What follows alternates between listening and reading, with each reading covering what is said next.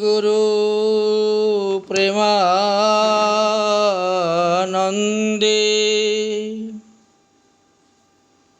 নিতাই গৌর সীতানাথ হরি হরি বল। গুরুবে গৌরচন্দ্রায়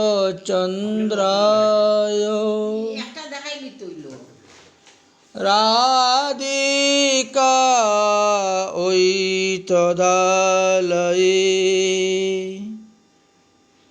কৃষ্ণায়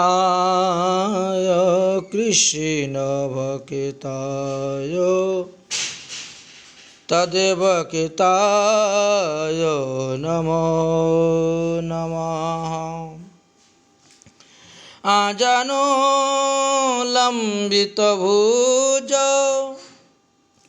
কনকাবদাতু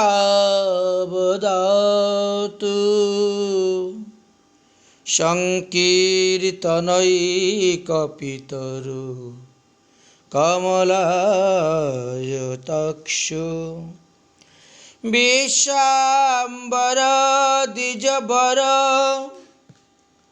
যুগধর্মপালো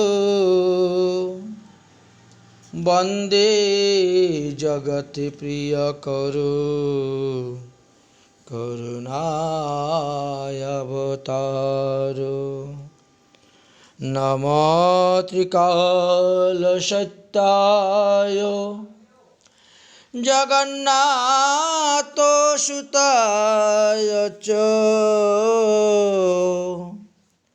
সবিত্রায় সপুত্রায় সকলত্রায়তে নমঃ। শুধু গৌর ভক্তবৃন্দগণ, কলিযুগ পাবন অবতার শ্রী শ্রী গৌরাঙ্গ মহাপ্রভুর লীলাকথা শ্রবণ করতে করতে আমরা শ্রী চৈতন্য চরিতামৃতের অন্তলীলার 20 পরিচ্ছেদ পর্যন্ত এসে উপস্থিত হয়েছি।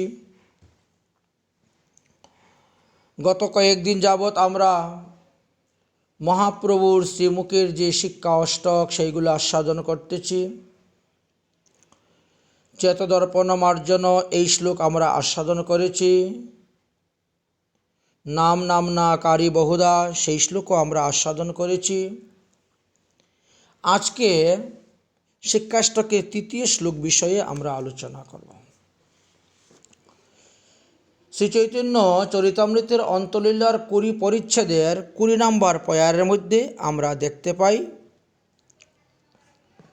মহাপ্রভু স্বরূপ দামোদর রায় রামানন্দকে বললেন, যেই রূপে লইলে নাম প্রেম উপজয় তাহার লক্ষণ শুনো স্বরূপ রামরায়। এই কথাটি বলার পরেই মহাপ্রভু তিনার শিক্ষাষ্টকের 3য় নম্বর শ্লোকটি বলেছিলেন। সেটা কি ছিল? ত্রিনাদপি শুনিচেন তরোরিব সহিষ্ণুনা অমানিনা মানদেন কীর্তনীয় সদা হরি। কলিযুগ পাবন অবতার শ্রী গৌরাঙ্গ মহাপ্রভু শিক্ষাষ্টকের এই 3য় শ্লোকটি প্রকাশের পূর্বেই স্বরূপ দামোদর রায় রামানন্দের নিকটে বললেন কিভাবে হরিনাম নিতে হবে। যেই রূপে নাম লইলে প্রেম উপজয় তাহার লক্ষণ শুনো স্বরূপ রামরায়। তৃণ অপেক্ষা নিচু হয়ে বৃক্ষের ন্যায় সহিষ্ণু হয়ে নিজে অমানী হয়ে অন্যকে সম্মান দিয়ে সর্বদা হরি কীর্তন করিবে। শ্রীল কবিরাজ গোস্বামীপাদ তিনা শ্রী চৈতন্য চরিতামৃতের আদি লীলায় শেষ অধ্যাতে এই শ্লোকটি একবার উদ্ধৃত করেছিলেন।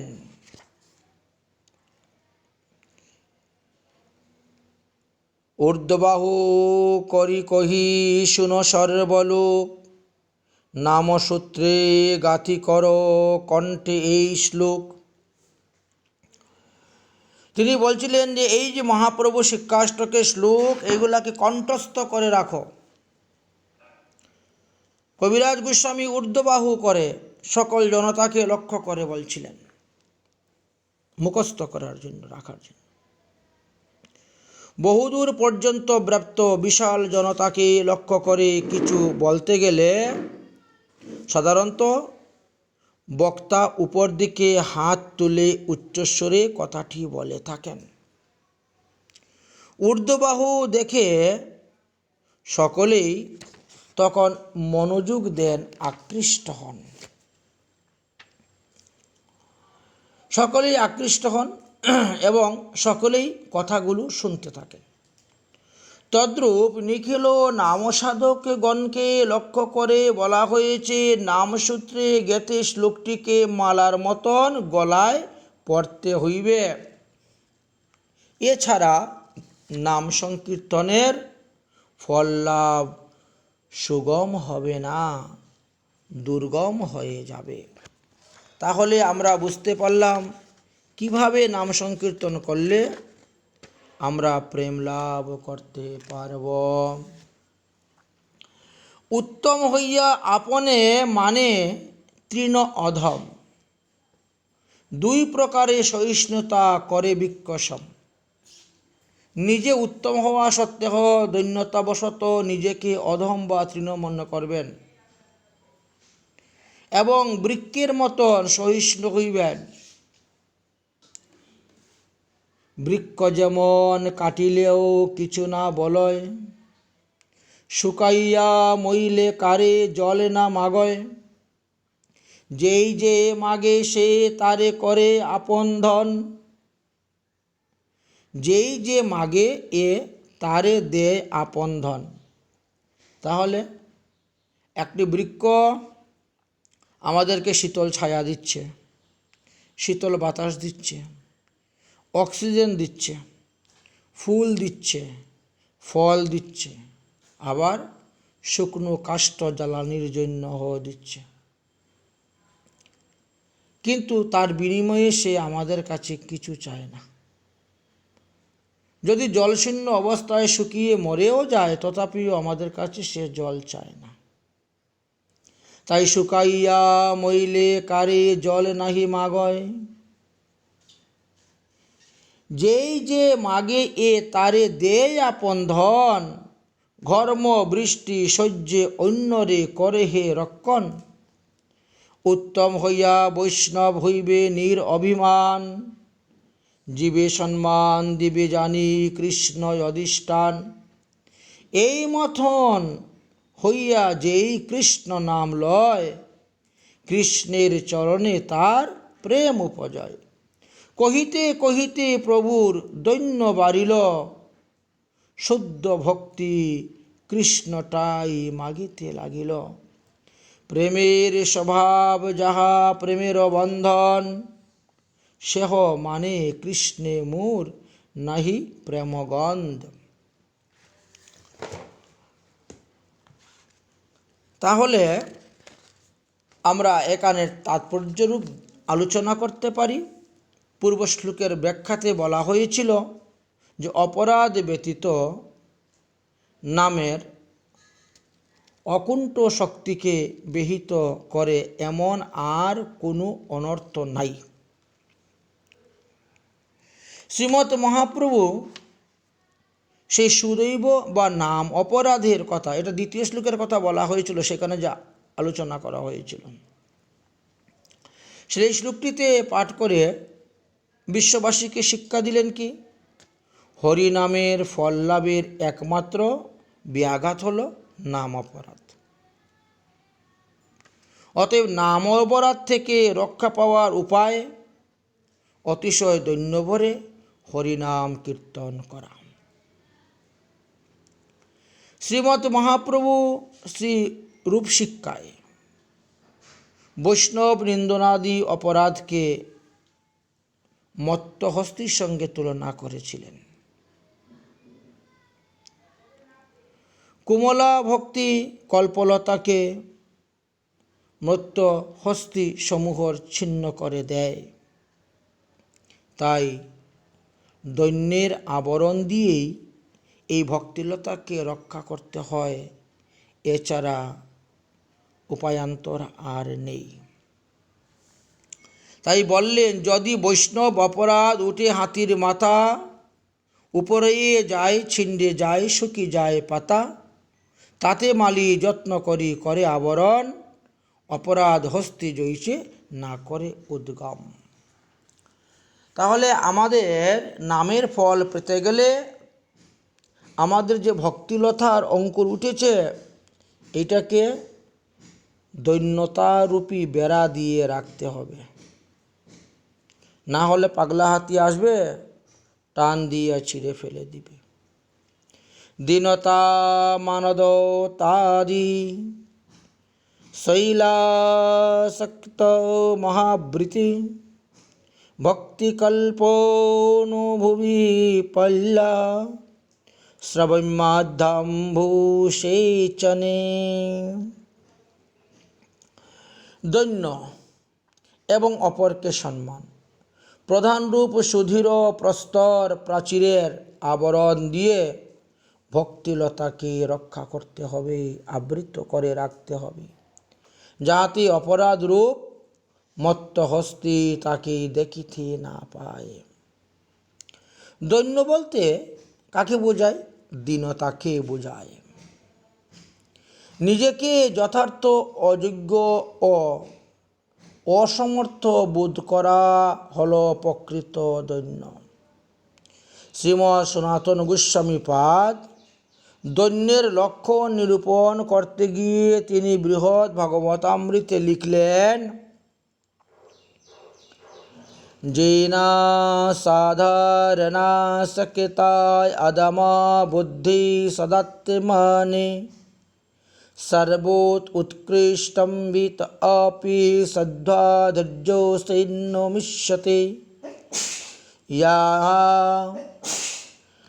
বাচে অয়ং দৈন্যং মৃত্যংশ্চ স্থৈর্যমেতি তৎ, স্তং যত্নেন ভজতি স্বং স্তং বিরুধানি বর্জয়েৎ। অর্থাৎ, যে ভাব চিত্তে উদিত হলে সর্বগুণ সম্পূর্ণ ব্যক্তিরই নিজেকে অসাধারণ, অসমর্থ, অধম বলিয়া থাকেন। বিজ্ঞজন ইহাকেই দৈন্য বলে থাকেন। অতএব যাতে ওই দৈন্য চিত্তে স্থিরতা প্রাপ্ত হয়, বুদ্ধিমান সাধক বাক্যর দ্বারা, চেষ্টার দ্বারা এবং বুদ্ধির দ্বারা তদ্রূপ আচরণ করিবেন। তার বিরুদ্ধ আচরণ সর্বোচ্চভাবে বর্জন করিবে।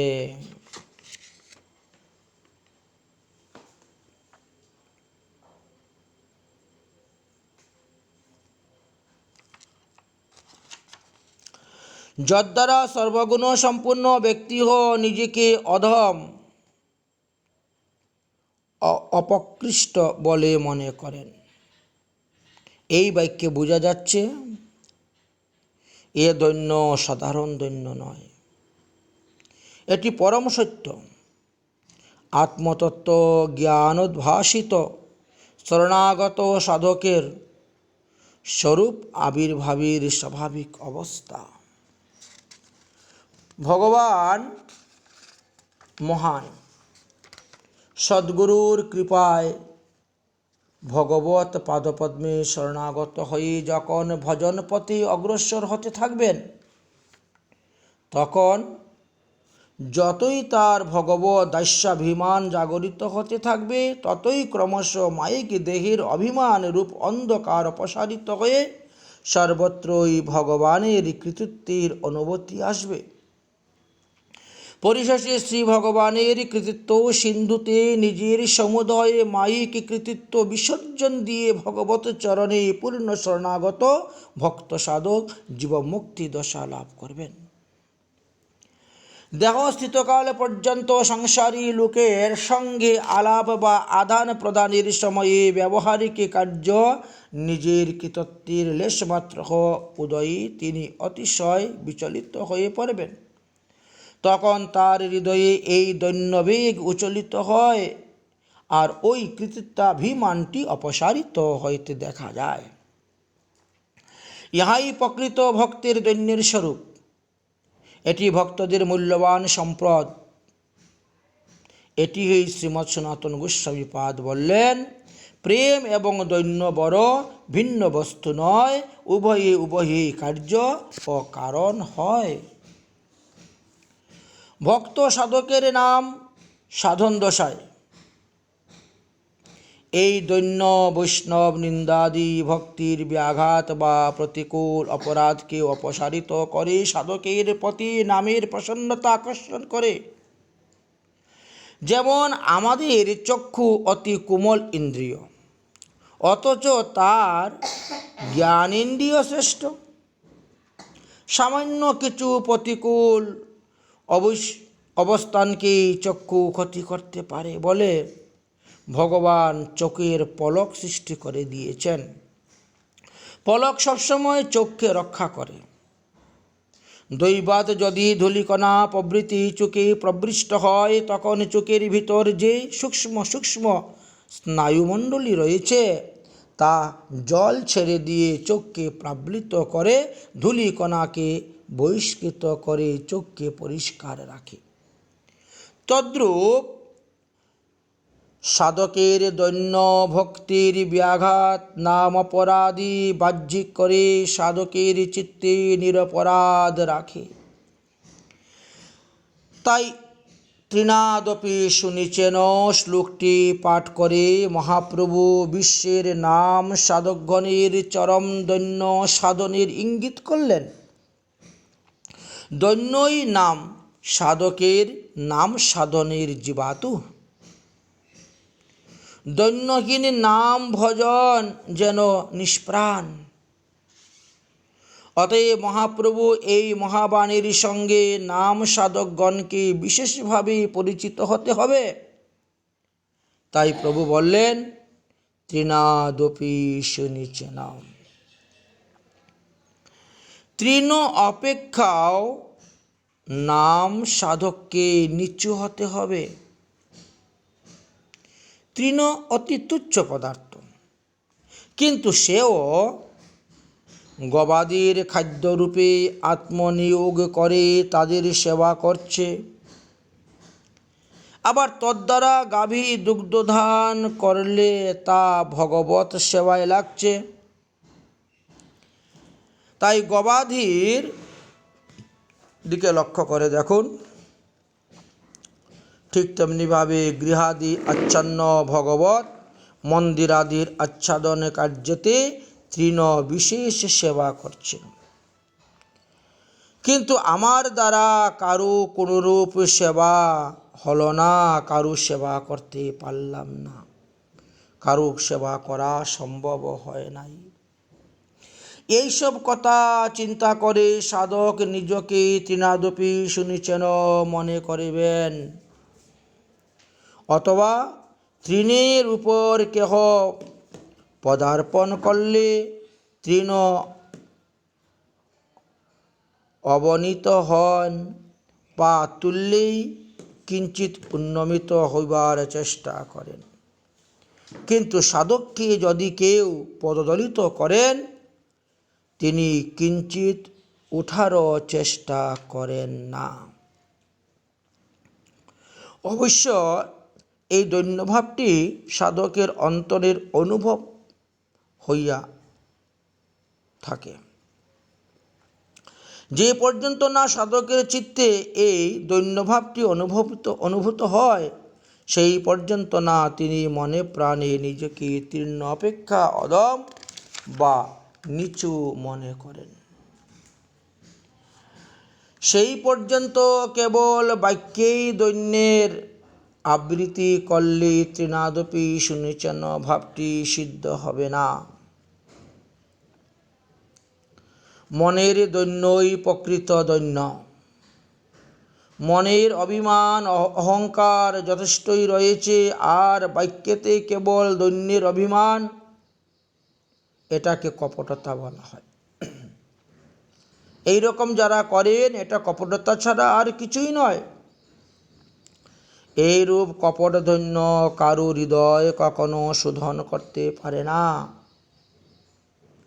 তারপরে মহাপ্রভু বললেন তরু রিব সহিষ্ণু। সাধক বৃক্ষের নিয়ে সহিষ্ণু হবেন। বৃক্ষকে কেউ ছেদন করিলেও বৃক্ষ কিছু বলে না, নীরবে সব সহ্য করে। ছেদনকারী শত্রু, বিরোধিতা সে করে না।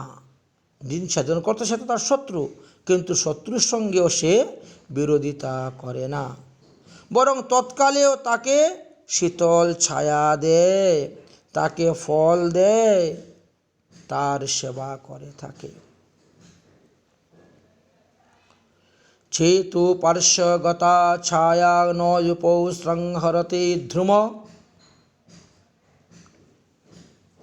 সহিষ্ণুতার একটা চরম দৃষ্টান্ত হল এটি। শ্রীমদ্ ভাগবতে বর্ণিত অবন্তিকা পুরবাসী ভিক্ষুক ব্রাহ্মণের চরিত্রে এবং যবনগণ কর্তৃক ঠাকুর হরিদাসকে বাইশবাজারে প্রহার, এতাদৃশ সহিষ্ণুতার পরাকাষ্ঠার দৃষ্টান্ত শাস্ত্রে পাই। যবনগণ যখন বাইশবাজারে ঠাকুর হরিদাসকে প্রাণাত্মক প্রহার করেছিলেন, তখনও তিনি তার ইষ্টদেবের নিকটে ওদের কল্যাণটাই কামনা করেছিলেন, প্রার্থনা করেছিলেন। এইসব জীবেরে কৃষ্ণ করহ প্রসাদ, মূর দ্রুহে নহুয়ে সভার অপরাধ। বৃক্ষ জলসিঞ্চনের অভাবে সূক্ষ্ম হয়ে যায়, মরে যায়, কিন্তু বৃক্ষ মরে গেলেও কারো কাছে জল চায় না, বরং সকলকে ফল দেয়, কাষ্ঠ দেয়, পত্র দেয়, নির্যাস প্রবৃত্তি দেয়, দিয়ে সকলের সেবা করে থাকেন। গ্রীষ্মে সূর্যের তাপ, বর্ষায় জলধারা, শীতের প্রকুর, বৃক্ষ সবই অকাতরে সহ্য করে থাকেন। তদ্রূপ দৈন্য ভাবাপূর্ণ নাম সাধক চরম সহিষ্ণু হওয়ার অভ্যাসটা করেন। অপরের দ্বারা নিগৃহীত, অপরের দ্বারা উৎপীড়িত, অপরের দ্বারা লাঞ্ছিত হয়েও তাদেরই সেবা করবেন। কারো প্রতি রুষ্ট হবেন না, কারো কাছে কিছু প্রার্থনাও করবেন না, বরং শক্তি অনুরূপ ধনাদি দানে অন্যের সেবা করবেন। সকলের সর্বপ্রকার পীড়ন অকাতরে সহ্য করে যাবেন। তৃতীয় কি বললেন? অমানিনা মানদেন।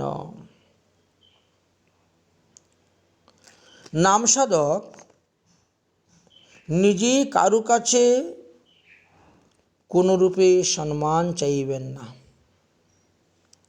সর্বদাই নিরভিমান থেকে বৈষ্ণব ভক্তদের তো কথাই নেই, অন্যান্য সমস্ত জীবকেও ইষ্টদেবীর অধিষ্ঠান বুদ্ধিতে সকল প্রাণীকে প্রতিনিয়ত সম্মান দান করিবে। এই বিশ্বে তার অবমাননার পাত্র কেউ থাকবে না। অন্তর্দৃশিতো ভূতানামন্তাস্তে হরিরীশ্বরঃ সর্বতদিহিষ্ঠোমিক্ষধেমেব বস্তু সিদ্ধয়প্সো। প্রত্যেকটি জীবের মধ্যেই পরমাত্মা রূপে ভগবান শ্রীকৃষ্ণ বিরাজ আছেন। সুতরাং প্রত্যেক জীবই ভগবানের শ্রীমন্দির তুল্য, অতএব ভক্তের সম্মানের যোগ্য।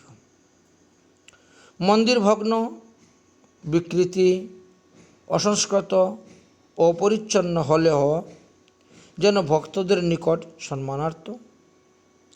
তদ্রূপ লৌকিক দৃষ্টিতে কোনো প্রাণী নীচ অবহেলিত হয়েও সর্বদা ভক্তের নিকট নমস্য। তাই প্রণমেতে দণ্ডবাস্তু ভূম পাশ্চণ্ডালনাম গুখুরম। অর্থাৎ সকলের মধ্যেই অন্তর্যামী রূপে ঈশ্বর আছেন, এই কথাটা জেনে চন্দ্রাল, কুকুর, গো, গর্দভ পর্যন্ত সকল প্রাণীকেই দণ্ডবৎ প্রণাম করিবে। এই কথা ভাগবতের ১১ স্কন্দের ২৯ অধ্যায় ১৬ নম্বর শ্লোকে বিস্তারিত বর্ণনা আছে ও ভাগবতের ৬ষ্ঠ স্কন্দের ৪র্থ অধ্যায়ের ১৩ নম্বর শ্লোকেতে উত্তম রূপে বর্ণন করে গিয়েছেন। ব্রাহ্মণাদি চণ্ডাল, কুকুর অন্ত করি দণ্ডবৎ করিবেন বহুমান্য করি, একথা চৈতন্য ভাগবতে লেখা আছে। এইরূপে দৈন্য ভাবাপূর্ণ সাধক সর্বদাই হরিসংকীর্তন করিবেন। নিরপরাধী সর্বদা হরিসংকীর্তনে পূর্ব জন্মের বা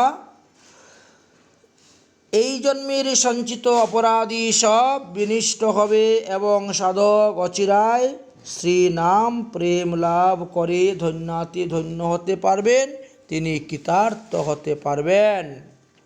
তাই বললেন শেষে কীর্তনীয় সদা হরি। কেউ কেউ বলে থাকেন যে বৈষ্ণব হইতে বড় মনে সাধ ছিল, তৃণাদপি শ্লোকেতে পড়ে গেল বাদ। বৈষ্ণব হইতে বড় মনে ছিল সাধ, তৃণাদপি শ্লোকেতেই পড়ে গেল বাদ। এইভাবে কেউ কেউ বলে থাকেন, আমরা শুনি। তৃণের ন্যায় সুনিচু এবং বৃক্ষের মতো সহিষ্ণু হওয়া কি সাধারণ সাধকের পক্ষে সম্ভব? অথচ মহাপ্রভু নামে প্রেম প্রাপ্তির সাধনরূপে এই শ্লোকটাই উল্লেখ করে বলছেন। আর কি করা যাবে? যেহেতু সহজ সুখসাধ্য নাম সাধনের মধ্যেও তো মহাপ্রভু একটি জটিল সমস্যা এনে দাঁড়া করিয়ে দিলেন। সাধারণের পক্ষে আপাতত দৃষ্টিতে এইরূপ মনে হতে পারে, কিন্তু একটু সুচিন্তিতভাবে বিচার করলে বোঝা যাবে ভক্তিমার্গে সাধকের যে সাধনরূপ পুরুষক আতার, তা একমাত্র কৃপাতেই সফলিত হতে পারে।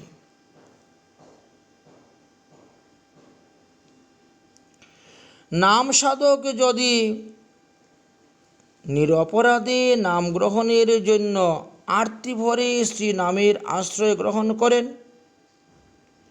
তবে শ্রীনামের কৃপাতে তার মধ্যে সর্বপ্রকার যোগ্যতা প্রকাশ পাবে।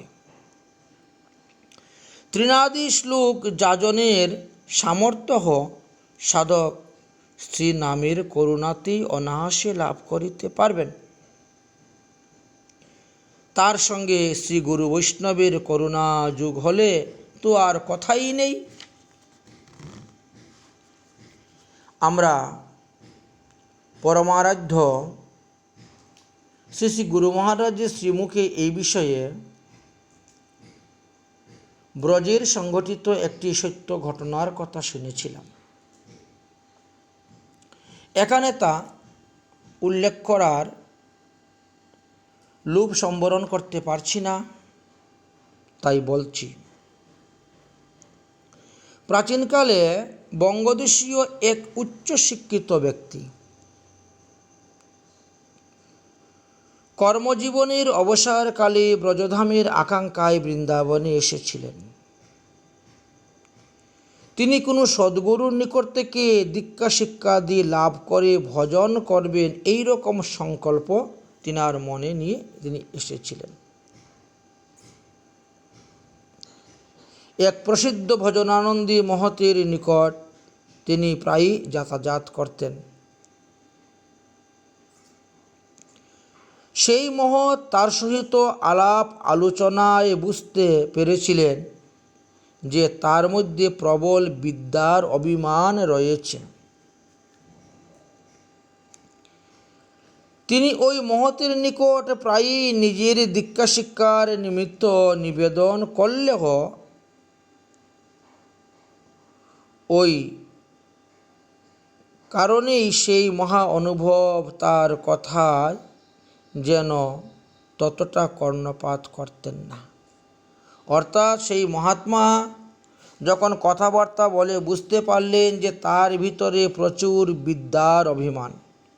সে অনেক লেখাপড়া করেছিল, উচ্চ পদে চাকরি করেছিল, এইবার চাকরিতে রিটায়ারমেন্ট হয়েছেন, তাই তিনি আসছেন ধামে বাস করতে, ভজন করতে, কিন্তু সেই বিদ্যার অহংকার তার এখনও যায় নাই। এই জন্য দীক্ষা শিক্ষার কথা বললেও তিনি যেমন এই কথা শুনেন নাই, কর্ণপাত না করে অন্য কথা বলেন। একদিন তিনি অধীর প্রাণে দীক্ষা নেওয়ার জন্য মহতের নিকট কান্নাকান্নি করলেন। তখন ওই সাধু বাবা ওই ব্যক্তিকে বললেন 7 দিন তাকে সময় দেওয়া হচ্ছে। এই 7 দিনের মধ্যে তিনি তার থেকে সর্ববিষয়ে নিকৃষ্ট কোনো ব্যক্তিকে বা কোনো বস্তুকে সাথে করে নিয়ে আসলে পরে তিনি তাকে দীক্ষা দিবেন। তবে যাকে আনবেন তিনি যেন সব বিষয়েই তোমার থেকে নিকৃষ্ট এবং তুচ্ছ হয়। এই রকম যদি কোনো কাউকে আনতে পারো তাহলে আমি তোমাকে দীক্ষা দিব, নতুবা দীক্ষা দিব না। সেই বিদ্যার অহংকারী অভিমান সেই ব্যক্তি রওনা হয়েছেন। প্রথমত সেই ব্যক্তি মনে ভাবলেন, এ আর কঠিন কি কাজ, জগতের প্রায় সবই তো আমার থেকেই নিকৃষ্ট, কারণ আমার মতো লেখাপড়াও কেউ করে নাই, আমার মতো বুদ্ধিমানও কেউ নাই, আমার মতো উচ্চ পদে চাকরিও কেউ করে নাই। এটা ওনার মনে অহংকার ছিল। তো একজন কাকে ও সঙ্গে নিয়ে এলে তো হবে। সাধু মহারাজ বললেন,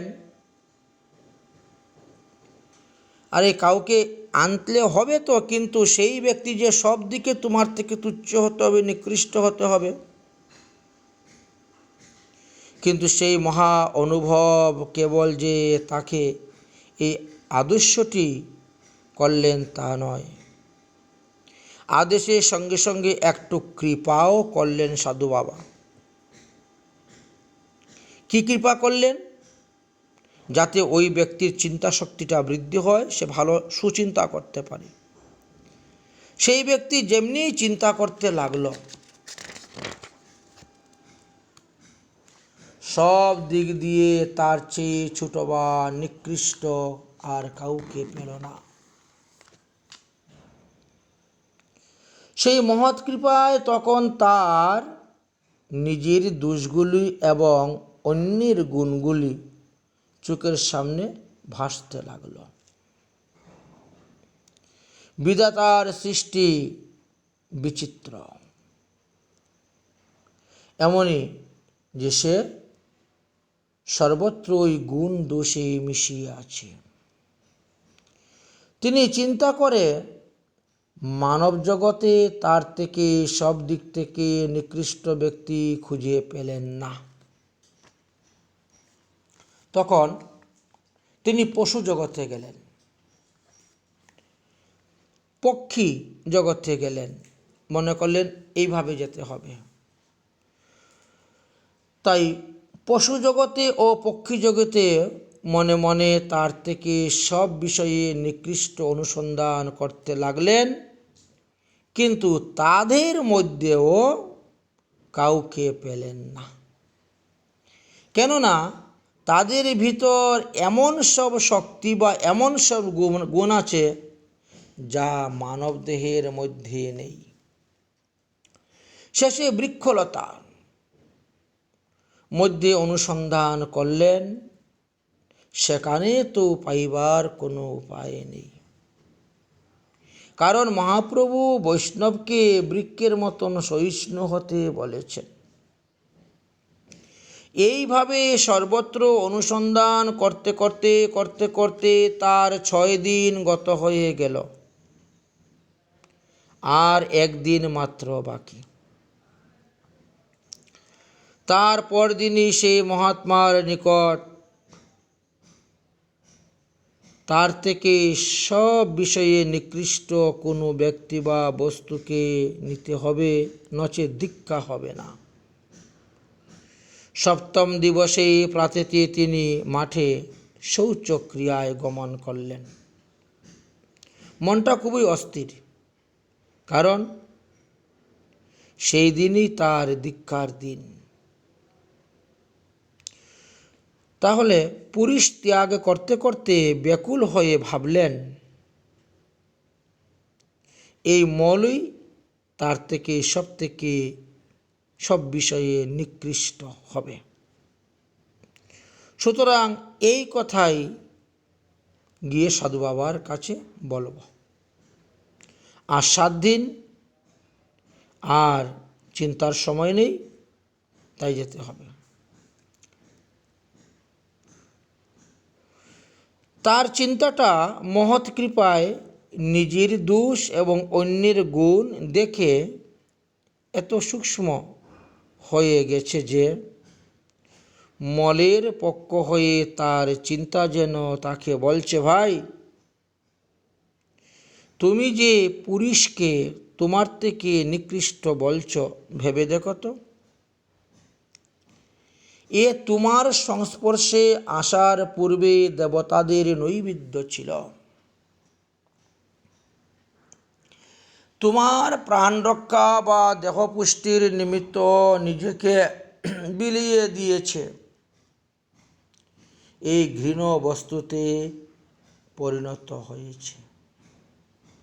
অতএব যে নিজের কল্যাণের জন্য ভালো বস্তুকে মন্দ করে দেয়, সে নিকৃষ্ট না হয়ে ভালো বস্তু হয়ে সে অন্যের প্রাণ রক্ষার নিমিত্ত নিজেকে বেরিয়ে দিয়ে মন্দ হয়ে যায়, সে কি নিকৃষ্ট হতে পারে?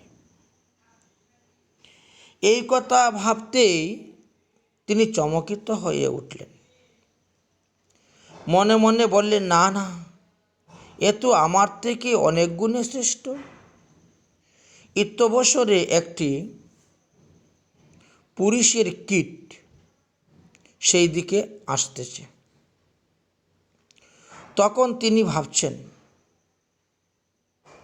এবার হয়ে গেছে, এই পুরুষের কীটটাই আমার থেকে সব বিষয়ে নিকৃষ্ট। তখনই তার চিন্তা কীটের উপরে হয়ে বসল। চিন্তা করছেন কীটের পক্ষ নিয়ে, যেন বলছেন চিন্তা, ভাই, তুমি দেবতাদের নৈবেদ্যকে পুরুষে পরিণত করেছ, আর পুনরায় একে পবিত্র করতে তুমি পারবে না। কিন্তু এ যদি মলের মধ্যে কিছু সময় বাস করে, তাহলে একে মাটিতে মিশিয়ে দিয়ে পবিত্রতা করে দিবে। এই গুণ কিন্তু তোমার মধ্যে নেই। এই অংশে তুমি নিকৃষ্ট। এই স্থানে একটা কথা বলে রাখা ভালো। শ্রীল কৃষ্ণদাস কবিরাজ গোস্বামী বিশ্ববন্দনীয় মহাত্মা হওয়া সত্ত্বেও তিনি শ্রীল নিতাই চাঁদের কৃপার কথা উল্লেখ করতে গিয়ে বললেন যে জগাই মাদাই হইতেও মুই সে পাপিষ্ট, পুরুষের কীট হইতে মুই সে লঘিষ্ঠ। মোর নাম শুনে যেই তার পুণ্য ক্ষয়, মোর নাম লয় যে তার পাপ হয়। এমন নিঘৃণ্য মোরে কেবা কৃপা করে, এক নিত্যানন্দ বিনু জগত ভিতরে। এত বড় বিশ্ব বন্দিত মহাত্মা কিভাবে এটি অনুভবের মধ্যে আসতে পারে যে তিনি পুরুষের কীটের চেয়েও ছোট? আর যদি এ কেবল মুখের কথাই নয়, অন্তরের অনুভবের দৈন্য না হয়, তবে তো এটি কপটতা পরিবর্ষিত হবে। সুতরাং মহৎগণের বা মহৎ কৃপালব্ধ ভগবান জনেরই এই রকম অনুভূতি আসতে পারে। এটি অন্যের পক্ষে সম্ভব নয়, আর মহতের পক্ষে অসম্ভব নয়। যাই হোক, সেই ব্যক্তি স্নানাদি সমর্পণ করে এই মহাত্মার নিকটে আগমন করলেন। মহাত্মা প্রশ্ন করলেন, কই আপনার সঙ্গে সব বিষয়ে নিকৃষ্ট কি এনেছ, আমাকে দেখাও। তখন তিনি সাষ্টাঙ্গে প্রণাম করে বললেন, প্রভু, আপনার কৃপায় আজ 7 দিন চিন্তা করে যা দেখলাম, তাতে এই জগতে যদি কোনো নিকৃষ্টতম ব্যক্তি বা বস্তু থাকে, সেটা হলো আমি। আমার থেকে কোনো নিকৃষ্ট প্রাণী বা বস্তু এই বিশ্বে নাই। তখন সেই মহাত্মা সহাস্য বদনে তাকে আলিঙ্গন করে বললেন, অভিমানাদি ত্যাগ করে আমি যাকে সঙ্গে নিয়ে আপনাকে আসতে বলেছিলাম, আপনি তো সেই দীনভাবাপন্ন নিজেকে সঙ্গে করে নিয়ে এসেছেন। সুতরাং আপনার দীক্ষার আর কোনো বাধা নেই। মহৎ কৃপা লাভ করে সেই ভাগ্যবান অচিরায় অনুরাগময় ভজন জীবন লাভে ধন্য হলেন। শ্রীমৎ মহাপ্রভু স্বয়ং এই শ্লোকের চমৎকারিতা ব্যাখ্যা শ্রীমুখে প্রকাশ করে গিয়েছেন এবং আমরা ইহা আস্বাদন করলাম। তাই বললেন, হরিনাম আমাদেরকে কিভাবে জপ করতে হবে, কিভাবে কীর্তন করলে আমাদের মঙ্গল হবে, এই 3 শ্লোকের ব্যাখ্যাটা আমরা যথার্থভাবে আস্বাদন করলাম। সুতরাং 3 সুনিশ্চন হইয়া আমাদেরকে হরিনাম নিতে হবে। খাইতে শুইতে যথা তথা নাম লয়, দেশকাল নিয়ম নাহি সর্বসিদ্ধি হয়, সর্বশক্তি নামে দিলা করিয়া বিভাগ, আমার দুর্দৈব্য নামে নাহি অনুরাগ। এইভাবে নামের মধ্যে ভাগ করে করে কত রকমের ভগবান শক্তি অর্পণ করলেন, কিন্তু আমার বড় দুর্দৈব্য, সেই নামের প্রতি আমার এখনো রুচি আসলো না, শ্রদ্ধা আসলো না, নামের কৃপা পেলাম না। এইভাবে মহাপ্রভু দৈন্য বাড়তে শুরু হলো। আমরা পরবর্তী শ্লোকটি আগামী পর্বতে আলোচনা করব। এই পর্বে 3 শ্লোকের ব্যাখ্যাটা আমরা এখানেই বিশ্রাম দিলাম। হরে কৃষ্ণ কৃষ্ণ কৃষ্ণ হরে হরে, হরে রাম রাম রাম হরে হরে।